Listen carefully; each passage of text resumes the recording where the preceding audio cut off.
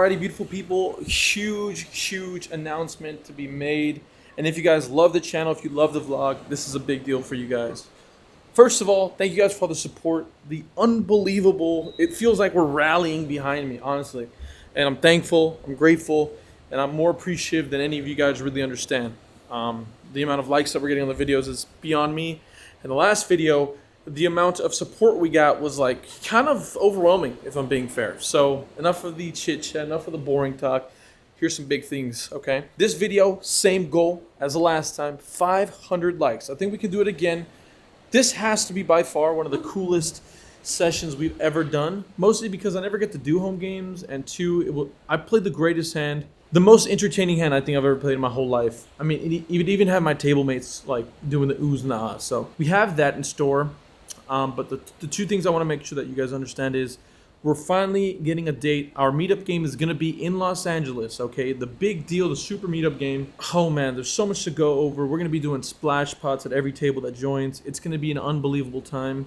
All out of my own pocket because I want to make sure that I'm a good host. But that's going to be July 16th. I'm going to remind you guys every single episode, so forgive me. But July 16th in Los Angeles, book a ticket. Make the arrangements. It's going to be somewhere in LA. We're currently talking to several different establishments, different card rooms here in LA to see who wants to host the game. It is harder than you guys think, mostly because we have not been officially allowed to open at this point. So it's coming around the corner, but I promise you guys, July 16th, it's a Friday.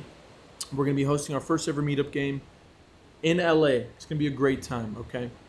Lastly, this coming Sunday, Monday, Tuesday, which is going to be June 13th, 14th, and 15th, we're going to be in Dallas, Texas, playing the TCH Dallas card game. As you guys just saw, Brad Owen and Andrew Nemi were just there. So I'm actually currently in Puerto Vallarta in Mexico, so on vacation. But right when I come back, we're going to be going on another flight. BJ and myself are going to be going out to the game. So if you guys care about us at all, and you guys live in the greater Texas area of Dallas, come down on Monday. We're going to have an unofficial but official meetup game, our first one in Dallas. Come down, hang out with the kids. We're going to be there. Look, their poker room fills up fast, so I'm telling you, you guys should want to be there. The games in Texas are just bigger and better. So I'll see you guys on Monday, Dallas, Texas, at the TCH, the Texas Card House Poker Room in Dallas, Monday and Tuesday. We'll be playing on the Tuesday live stream game.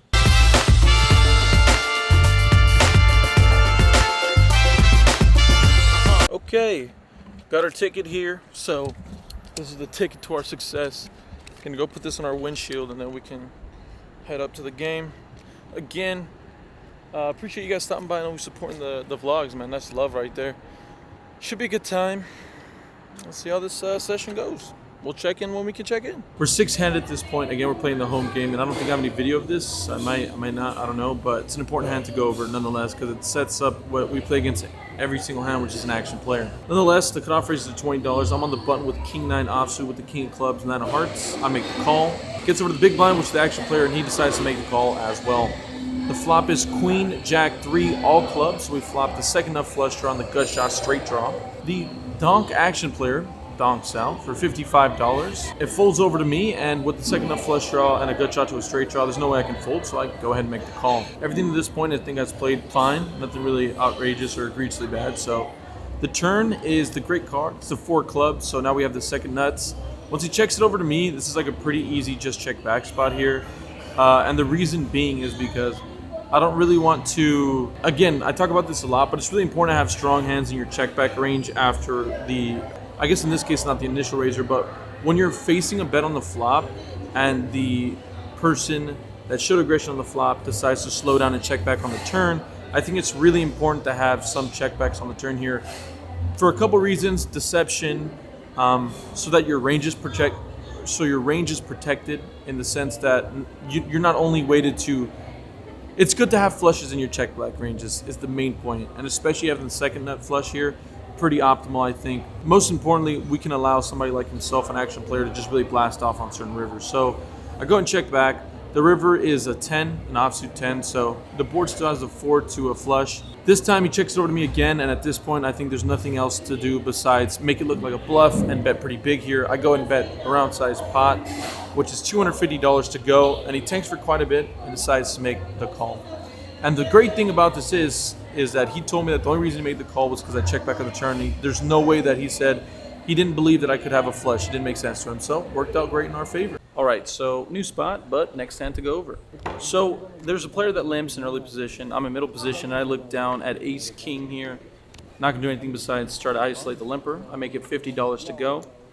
To my surprise, our action player, who we actually play every hand I think against in this session, makes it $100, and he's just the king of saying I double your bet. At this point, I don't think there's anything to do besides try to get the money in. We're both playing about $1,500 effective. I don't just jam, so let me rephrase it. It sounded like I was just going to jam 300 big blinds in pre-flop, but what I'm trying to say is I really don't mind getting it in. I'm sure some people are going to get upset getting 300 big blinds in with ace high, but I promise you against this player we're doing something good.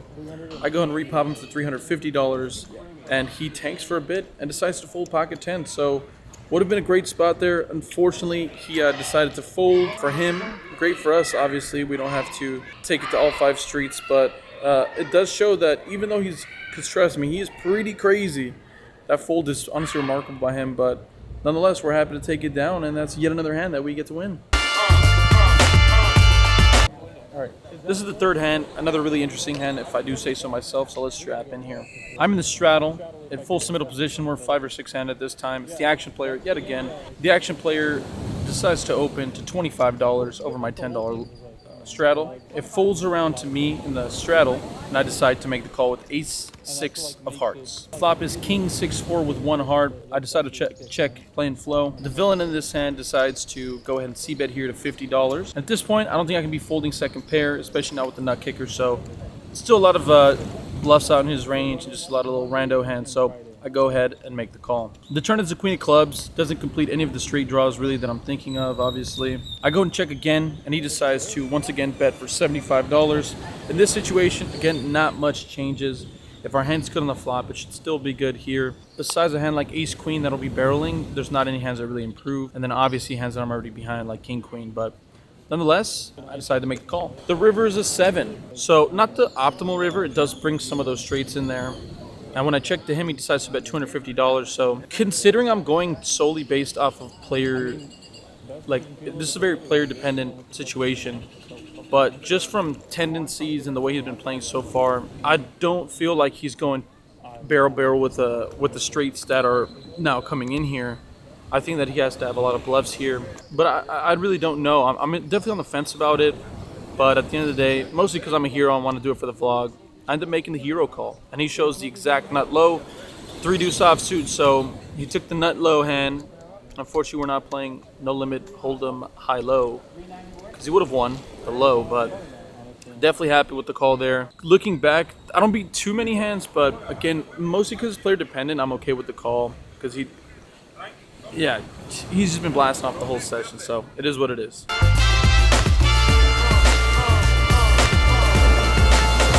Alrighty, we have one more hand to go over, so we're strap in because this is kind of a crazy one. The straddle is on, but it's on the button, and it's $20 to go. The small blind calls, the big blind makes a call, and it's on to me under the gun. I decide to isolate with 5-7 of diamonds here. I like mixing it up. I've been pretty card dead at this point, so I like to use my image to kind of help me out in this situation and definitely show some strength here. I go ahead and isolate. I do just that. I raise to $120 if I'm not mistaken. The gentleman to my left, which is one of the more fun but understanding players at the table, definitely gets the game, but he's here to have a good time, obviously, decides to 3-bet me and raises to $360. It folds all the way back to me. With the amount of dead money in the middle and the fact that I'm pretty comfortable playing post-flop, I'm around $1,500 effective, which is 300 big blinds in a 5-5 game. Obviously, it's a little bigger than that since the straddle's on.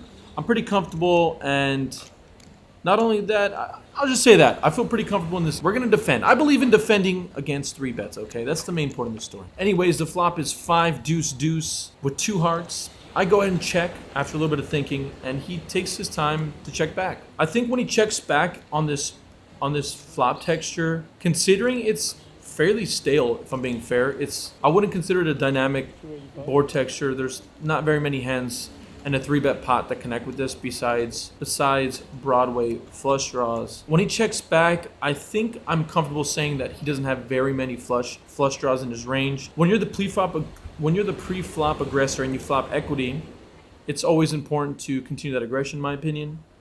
And I think that theory will back that, especially, like I said, when he's a pre-flop aggressor.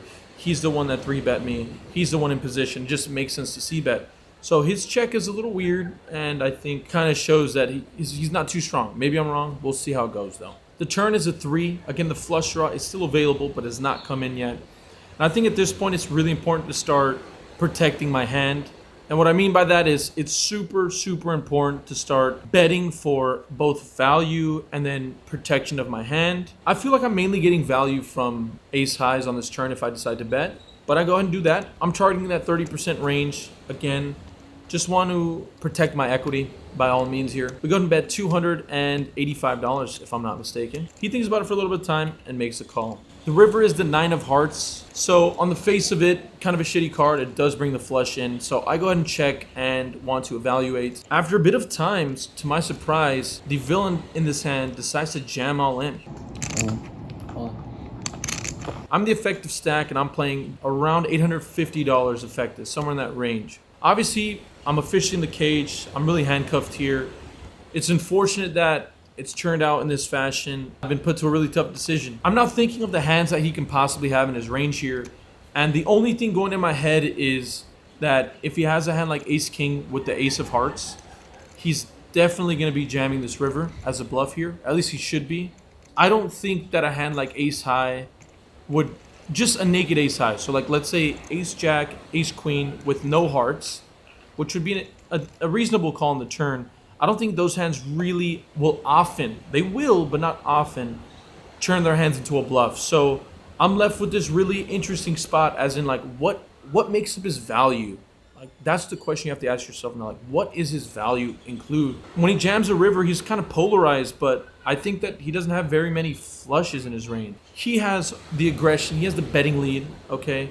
He's the one that 3-bet pre-flop. So in my opinion, I think that he would more frequently decide to bet his flush draws, again for equity denial against the hands I do have him beat, and then to build a pot against hands that he looks to, draw out on, exactly like my hand, which is a pair, and he's going to have a flush draw and 2 overs. So all that being said, I know this is a lot of talking, but it's really important to break this whole thing down in my thought process to understand why I did it. I go ahead and make the call. He immediately throws his hands into the mucks. We show 5-7 of diamonds, and the whole table freaks out. Almost as much as the lady down there is probably drunk, but... Wow. That's really cool. You just called with 5s? Yeah. Nice hand, man. 8 for us. The hero call. Nice hand, brother. Nice hand. I had 9s, I would have won. I felt like a superhero. I mean, I'm not going to lie to you guys. It felt unbelievable. It was really good to understand where I'm at. His range is mostly bluffs here. It's a super over bluff spot, I think, on the river. I don't think... Yeah, aces, kings, queen, those hands should all be betting for value on the flop, and they should be betting at a 30% clip, somewhere in that range. So as the sun winds down here, as it sets, we're left with this beautiful moment of excitement. One of the most insane sessions of my life. I was card dead. It's like from the last session that we played, as you guys saw, we were super card dead and kind of in the blender the whole session and just got lucky in a couple spots. Today, in this session, I was just happy to get out of it alive. I was actually in for 1K and out for an even 3,000. So up 2K in like 3.5 hours of playing in a 5-5 game, which is like 4 buy-ins. That's insane. To be up 400 big blinds in like 3.5 hours is insane. Obviously not sustainable, but I'm really thankful and happy nonetheless. It worked out in my favor. Again, everything's not going to work out perfectly, but in this case, it worked out okay. So if you guys haven't already, make sure to click the like button, click the follow button or subscribe button, Check us out on TikTok as well as Instagram if you guys want to keep up to date to what the hell I'm doing. And not only that, I'll see you guys in Dallas, Texas, June 14th, this coming Monday, an impromptu, not even notifying the casino about a meetup game, which would be a ton of fun. See you guys July 16th with my first ever official meetup game. Should be a ton of fun. A bunch of other vloggers are going to be coming down. I appreciate the love. I appreciate you all very much. And I'll definitely be seeing you guys on the next episode. Until the next time,